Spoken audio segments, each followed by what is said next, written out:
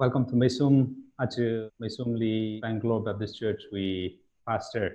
Reverend Khayaipam Khamrang Ojali kachung kini no atam kachung lesal na responsible me wang. Ni chilaka ili acu invite sak me wang iwering pa kala sok me ni chilaka oja umyali. Thank you so much Oja. Ajawui lockdown atam hili kala the kasat kashi shogena pandemic rahena kaitot kachungkha na kalai tum version of kachungkha na kanghan questions kachungkha leo da ojali akakani discussangai da invite kasane khisada ojana itum na shikasang ribrahi leikashiya Vare kala Sashapa Leikashiya Vare kachot na hikatha pandemic shok sakau kata da okathuili kachot sakau kachi question kata hi ojana they will discuss samidalei. Okay. Ma arwi question hi privra hi leikashine sasa pangshap ne chilaka awi okathuili khisada hikatha kula shat kachot hi raula kajawui. Question hi acu tum nang han krem ning megata reshi hok pokaina ta ra kaina wo hi question ya tiaina arwi question baji chibaji tada ina tada mai saina philosophical question baji ina chidli mawage ka Ajawui hili shok tak lei hi riwrana shok sak ta lei la ka baji ina ri mai tuida han ka ge hi iwi personal kilane opinion ne yani iwi personal opinion dia hi riwrana shok hangsak maning mane ge hi khareli ina tada tharla kaina hi hangaya hiwui wang le jika itumna Bible yang ka mikumu itumwi itumna moraisa ka riwrana itumli tandimi kachot changmi kje he Bible le ka zang je wangaina kai nang handak le hi achu oktui itumi bing na moraisa hula je wangani ta da kachot changala hi achu kachot changi na te lak le hi nga kai kana sadak le hi itumna ki moraisa hauda hi ta da chot haula da kai na chada da kang hane wo ka itumna Bible hi pai chau da kheng atam thran li ki thaigle jika ma itumna moraisa ka tandi jik kami chal laiba pami sangai kharchan la ka chishu Christ kharaje aina itumwi morai kachot kachang hi ana cruisely phungda ka kup khain wo chit haugi da Ajawui hili kewe wani itum chot khlai gle ji hi hana kha chishu Christ na cruisely thimi ga ji me sab nek ji wi ai khunuk song ne itumai ning khunuk song na ba dak lai de ana cruisely itumai morai we wangai na itumai morai we athai ji masam bang le ka bai da ana cruisely phungwa sar gain da itum chit haugi da itum na wa Ajawui iton morai sa jan hi khara ne ji hi ma hang yi zilla Ajawui atam hili jang ji Kristana kup mi gain na ji itum wanga ya ji itum na shang la na ji ba ji thai mi thai phung re ji na main point ne itum na ka khaneli thai ji ba na wa okathuili ka chot ka chang shok tak lai hi mi kumo itumai na ra bai itum libre rana ning khan mi haugi da chansan za da I hili rana ning khan mi hare yen ina are rai shai are rai ka ba ka iwe pasale sa za plungra ti ina ji iwe pasale ra sa zu den ina rali ma pen bai ne jidla ji I klat ina sa ka kwinda yen mi kumo wi hili itum ning khan ne haugi da ina ka sai na maninga itum society wi ka sai na ji we athai ji jagashi ji ka chochi itum we mikumoli rabai ke jele itum la hila explanation aka general explanation aka itum we breshi we mi bingli laida klein itum li ning khanji mi hauge da jang kala Ajawui hili tada mi kai kana hangda shi tsang kai kana hangda la hiya Ajawui chot tak lei hi mi mau shok tak lei hi kachi katha researchers bing na akwa kai hi shem shok ni ji la lei de ina pa koi da ka Sri Lanka we church we dana kana chi da hangi ji achu akwa kai hi researchers bing na shem ga shok ni da jang de che na ka chot ni da hang da le the hi ba hi achu chang itum we corona we maram ga thai we changlia itum na achu rasung da thai maram changlia hi ba hi cha ka credibility sit sang ga pai hi ma khlai ne ja mi na khang hang da la kha hi la ga ji hi da proof him thala kai na ma lai chi ne ja na ta sit sang ma la kai ma ning ma ne itum mi kum we khang te ye arwi we England li la ina ga sa tha kha arui we corona wa aku hi itum we iram shong airtel we tower ka sa malai mala chikatha jaina la raga shok ne da England li la atama kali hi mi mau shok thara atam tranjili chikatha telecommunication tower hi atum na satte ka we mi bing na satte mi hawi gijila ta da lei da kleina wo jaina achu we chot chang da lei hi rurana la iwithei kil maning mane hiba hi da akwa akai na karane akwa akai hi kijwan karagla hi da krena da lei sablum kjili tai ka da mur shok jena itumna makle li tai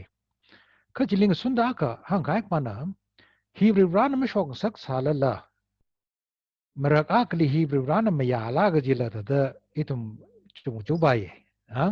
rurana shok kan sak ba jim ning na jang shaju shok tak lei hi rurana ma ya da shok la da chibaji mai las hang bai itum mi kumo hi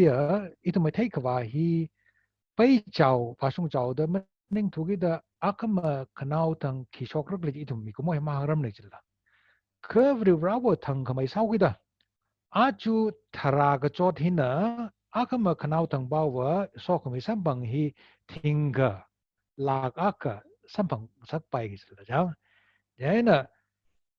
chi tha le ki pa na thai yang ana ma shok sak tha la ana ma ya da ke ji ba wa hi ok thi a win da yaina ta da ana la ta da control ka sa hi ka ta da sak de itum na shang lai na ma hang rer la hi tha la bai ji na jang ta achu hi la ta da ma ya da ka shok la ki pa na thai ji la hang bai ka itum na sit sang ji ba wa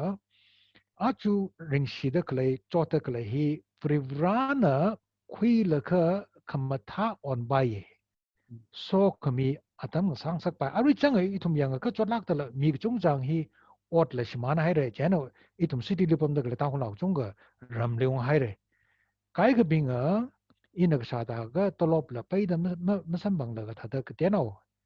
suita la ga za da lei ga ji la hang da le ho chi le lang mai da mang la shiman khai la da ka chung ga da lei pa pam hai re jang ka ki ba na thai Rani hi itumai charu hi itumai sharan hi itumai kachot hi awe pangli an singkhui le kha tek mte lak ka haya pha ka wa be wang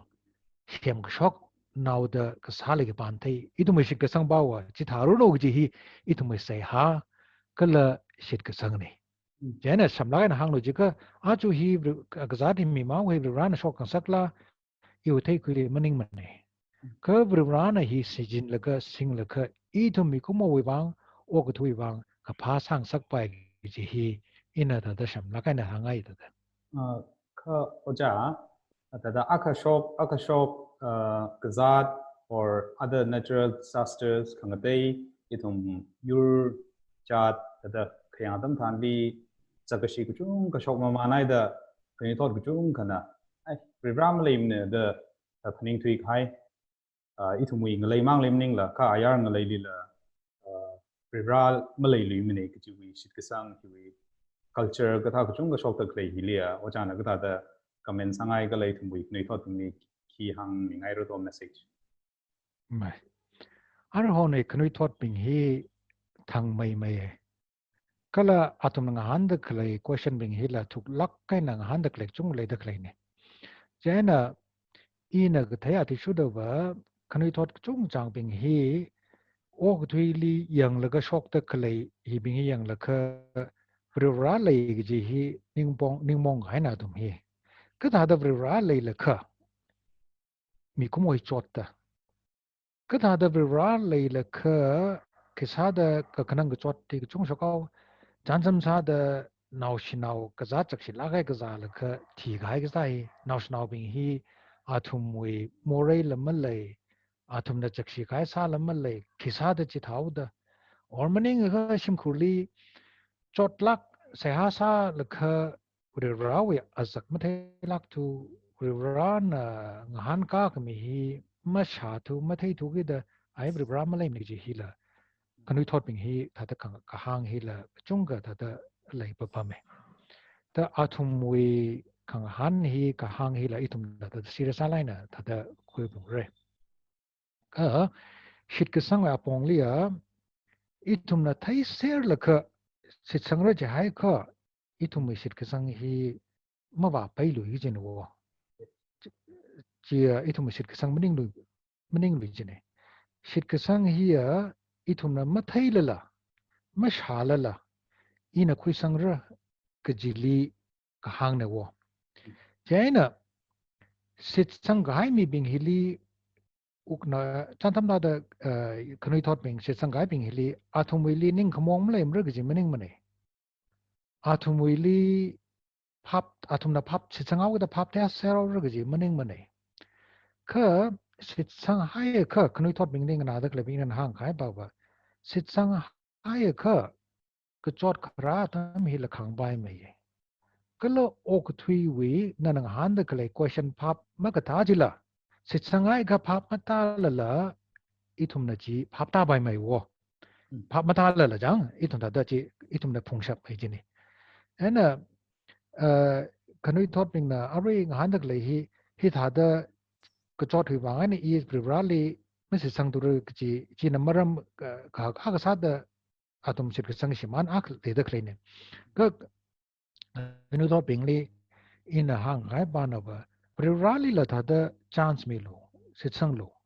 ji thai ga tha da na na phap ma ka ta ji la ta phap ta ra sa re ma ta sa la la na li pu khang pa ji malei mre athum na achu me sig sang hi maram hi wang mang ning mane ta da I withe khwilia athum na brali khlai ma khlai bra pangshap le question sa dak le hi maram ak yang se jai ka aru hona khnoi thot ping hi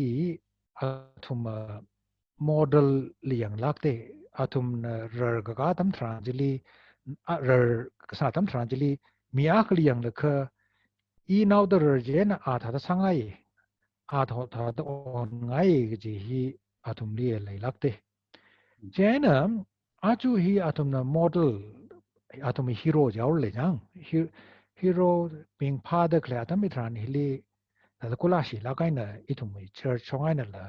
hero example model ji cha ka ma shok tu ji ni wa ji thau ge da church hi atum na ngazan la kai na thai gai na wo adawa itum church lung hili ka shung lak ka haya kala atum na khya shi bai lak je mi shok sa si jia mi ji ba ji we thru ai na or khamata mi ji ba bing we mi rin ji yang la kha atum mi kai na mak thai bra ra ji li la atum se sang bai de kha itum church li wa sa dak le itum chung chang he na la itum we shakhi hi mi rin ni khang zan hao ji hao ge da mi bing na yarong la bing he na Thuipop le bing le itum mi rin ni yang la kha bra ra ji ter tu jin wo je na hi ba hi na maramla ka sada athum shit ka sang lak da usuita ngasak chine china maram ka kne okay ocha na ari kahang jili ngusun dai na chaka knoi thot ping na role model khayam kala ari hon dailai na sit ka sang bi pung bang sak ta le chaka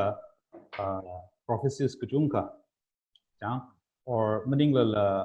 gospel preachers prosperity gospels katha or kadai thum na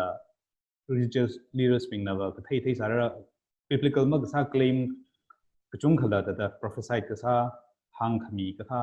ikda hin la pu khum pa kachungkha lai khang sa ta mi tran bi ojana kathada thought pingdi or itum rational pingdi kathada ning sar meira gchi la the comment sami nar kilauja Arui we ojana hangdak leji in khisada han kai arui we prophecy aka prosperity gospel aka jang and prophecy jega itum na tangkhul song ka phong jang chi thada chi ba ne ba ho ge jang chi ba je mi tu den han ka ge tangkhul song i la ka phong ra sai ge chung le de khlai ne ka ka phong sai ko ri hi kam shung maning mane I yaron de le ka khu khani hi thari ng pa ng ro ga ge da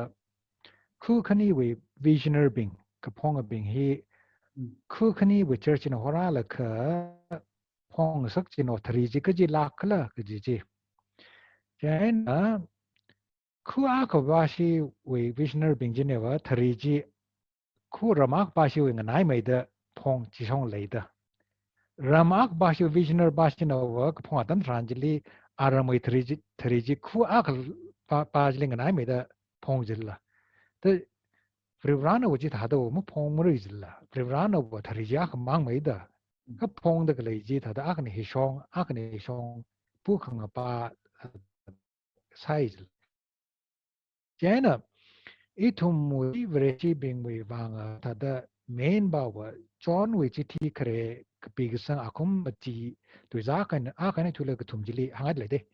Mangla Tongi he Tongi Psycho Mrs. Sando, Kerr. Mangla psychology chang yang lo test salo ja le de ma ka da test sao ra itum phong de clay hang de clay ji dai la kai na legacy shit kasang ka che han hi matai sang sak de le la ji nga hang yang lo phong de clay ji na tui ja na itum mui legacy hi matai sang sak de le kha shit kasang hi thuk sak de le kha Kala kajahan hi itum ling now zawana mishap teleka tagaji mishung de wada klino. Pong the klejina ili pung bang sak teleka ili ngaching sak teleka ning mong bai kai ne chiktak pongji question mark lay kai ne. Kajibawa itum na brivra korum de brivra hiya itum we kangchi hi ana kuitui mi jinawo. Jana Ramshong kai kana pong la ga mi ling chi khang sak ka sa ka ma chit ka sa ji I wi thai ga khoi le che cha ka mong tha na ma ne ka pong da le la ga no wi I wi sit ga sang ji ma tai sang sak le ga shi hi thu ga sak ka ji ha ni leng sak ka kha ma ji ka ma tha ka pong mai main ba wa ka pong hi na ji shu christ e ra na ji pa ji compromise sa pum ro ko ji pa ji jang ka Hong le ka a ngui tui jin item shit ka sang legacy ka han hi tuk sak re china krea ka na na question a ngan prosperity wi ji phala ke ka ji ba wa ina yang la ke si tang khul nau chong chang hi arui wi prosperity gospel being we lecture chung ka ngana dle athum lecture hi prosperity gospel khigle ji ka atum na kahang ba na ba na si sanghai ka na shang haura na wi mi rin kulak si malei mra na pasam thara na reng pa shon re gi ne wo chi thau gi da chi ka tam gi ji ning sang lak ji mi ki ban ma shang aim da mi ki ban pasam mam thang aim da mi ki ban mring phang aim da kha athumai tam gi ba ji ta da khang na li na pha lak da kha bible li mang sun ji ne wo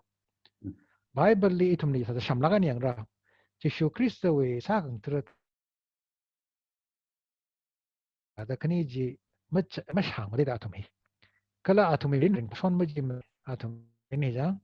atum mi phasa ji itum thai dur ka thak ji ka ta di itum ta da atum mi phasa la da zan da le re jena da Bible song ana Bible with history x what sak ji le ta di yang ka Vareli how po atam tran ji le ka cham nam na chung mai de ji vai na atum na paisa ga zip khui laga khui laga ka cham na opening khang chon ji chili ko wan khara dal ja ta chi thai ga ri prosperity gospel na hang da le pricha da le cha ka mong ta na je no ka khang na le nga na phalak chil la nga na je na iwi bank account de akama paisa ong jang au ki sa chil la Then iwi ari khisada klei hi arama ari chang sehasa jena rai hau giji thajilla. Iwi promotion hila in a porka thada klei hila thada thalakan ungsho hau giji thajilla ka mirin na jima thamani itungwe mirin hija. Jena prosperity gospel nada klei sono bingi hang kai banawa. Prosperity gospel here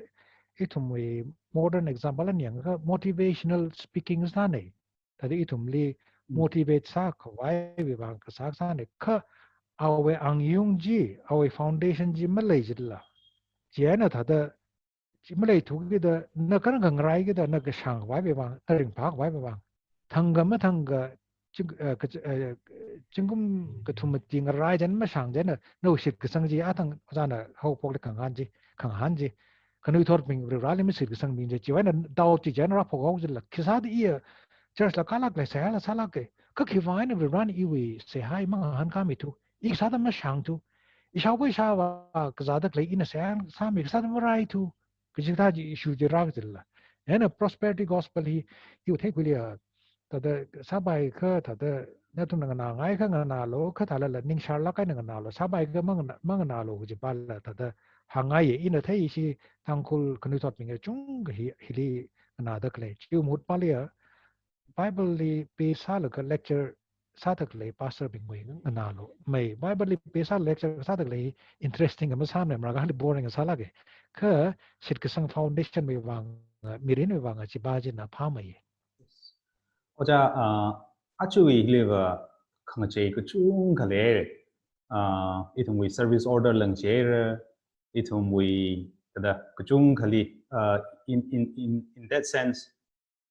ordinance for example Holy Communion ka kui ka la church kai ka self serve sal ka la online in la sala le doctrine va mai mang che pai mane certain service orders va khang che va le sa pa bam re ka how about itum we ordinances ka thai li khang che klei ka thai li va the hikatha na la church members kai klei pung pang sak ka klei ka thai ojana ka tha tik thar mi ngai no opinion ka tha che la share ka sam ki la ma ni chilaka re arwi we ka za the na mi mau hina itum hi mag zip pai to apa ma kli chan cham ta the charity ra la ka itum we lord supper ka khui jil ma sa bai tu or maning gar ru hi kai da kle mia ka hi we wang itum na kong li turli ka zip wa ka zip la ka ru ki kila arwi hona tamina ka sa ma sa bai tu chi tha ka itum we lord supper ka sai la chan cham ta the ini na re ka chan sa da kle ta de hi sum mai na jang thada sak pai hi le sar la ka ji question hi la han po khai ni jang yana shapshu wing le jam ta la kan US le khani le ye ta la kai na position ni group kai kana wa are we ordinances being he ikla itum na ga zip la ga sagi jini are we zoom meeting ka sai na video ka sai na ka sai hi masa bai mne ka ji group akla ye then group akana ba na wa ai sabaye atam with their car sahawida sabaye kaji hi group aka lai da glai ne atum kai kana maya sabaye group pingjana kahang ba na ba jansan sa da arwi hi national aka ta di yarong la ka pa na nai national aka pa hina every rally se sang hai re je na awi doctor na ali na cancer ka zai re na hi kachang achu kachang le thi haur chi hai re la ka national bai na ru ya im thi rang na ga ru hi ka ye chi ga ka thar la alim ru pi pai la ar bi ini na sa da kle le ini na interview sa da kle ta da pastor ba jin na alim wa sa la ta la hi ta dum sa bai la ka ji pa la ta da question hi la ta da lai khai ne church kai chin baptism ne kai ka wa mayai ji group kai ka wa arwi we hi na ini na sa ta da lord supper la sa da kle ne na pa ma ke pam jana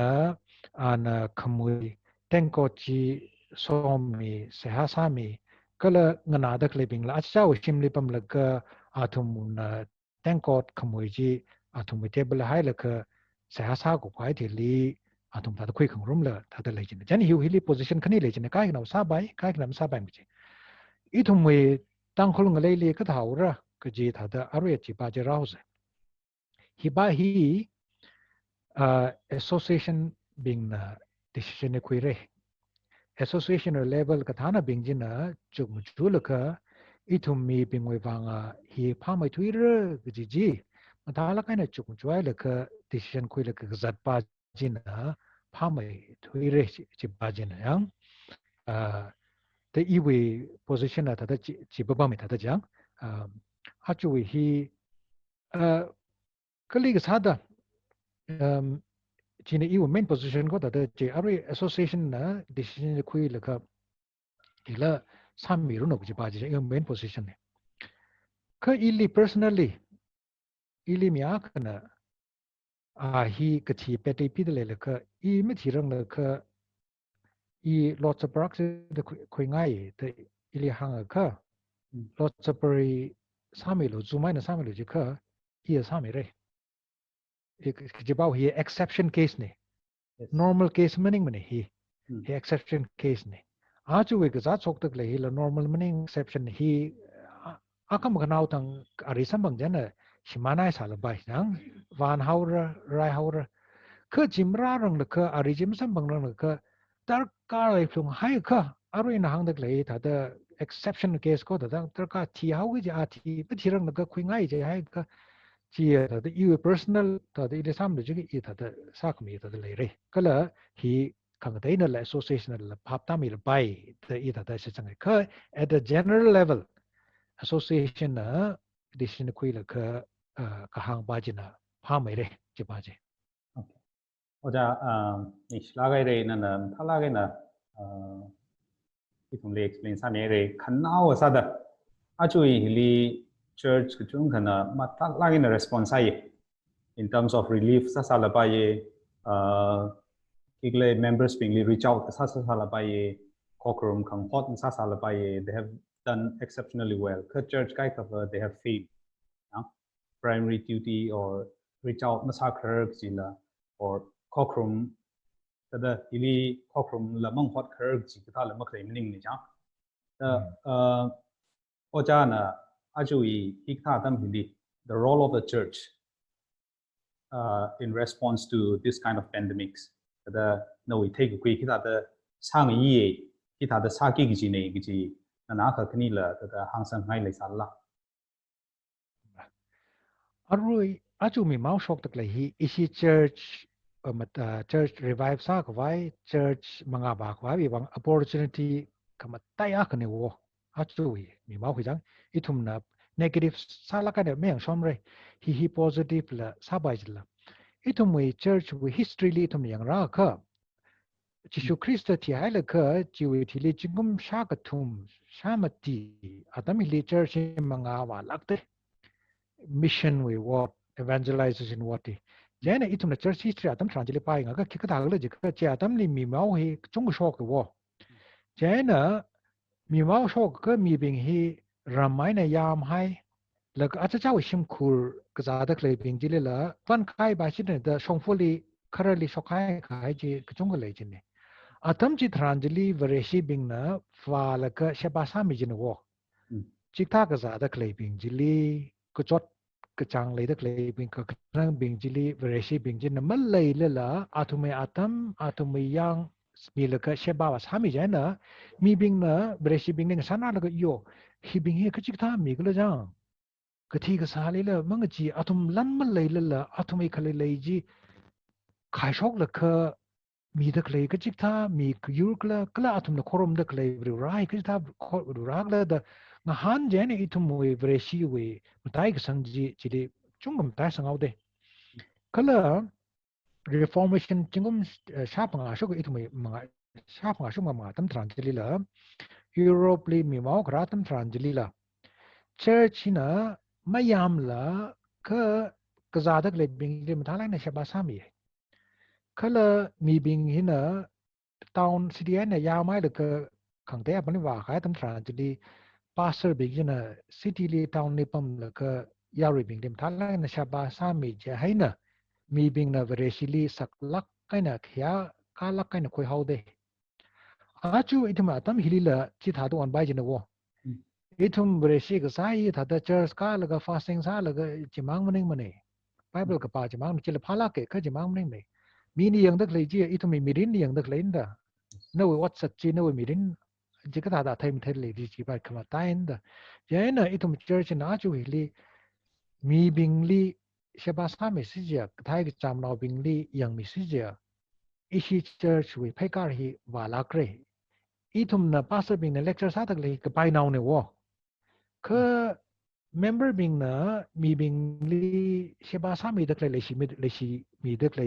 hi na au ka pa ha so ke hilim lang wi jin wo athumwi watsat mangai na mi bing hi kala society nga chei gi jin wo mi le khang jon le gi shi khi gla gi ji le thai kwi la ga itum society hi tha nga chei pa jan I wering pak pa wa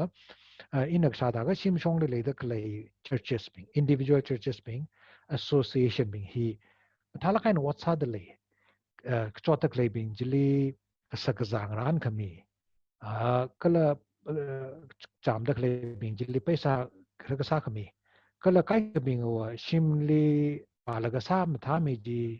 tadam hanam hang khami sa jili ka chung da sa de le da I pau sai da tha yau sang ni hi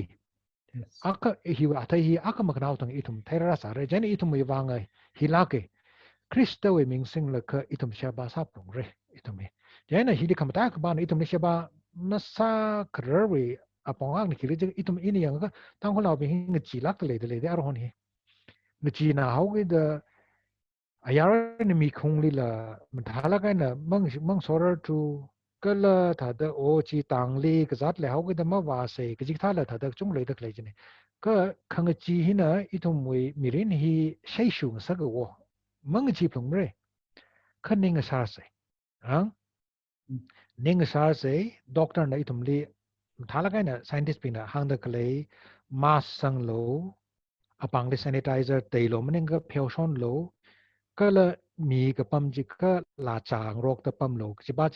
chi ba ji thum na tha na hai ge thum chi vai ma lei ma ne I thum city li pray kharni akhar na kaza apre wen ma kaza la lei da lei ji le je shima kle ani so pam dak lei ne ruma kle ani pam dak lei ne ka kaza ka ma kaza chi thau ge da I thum phasam thai ka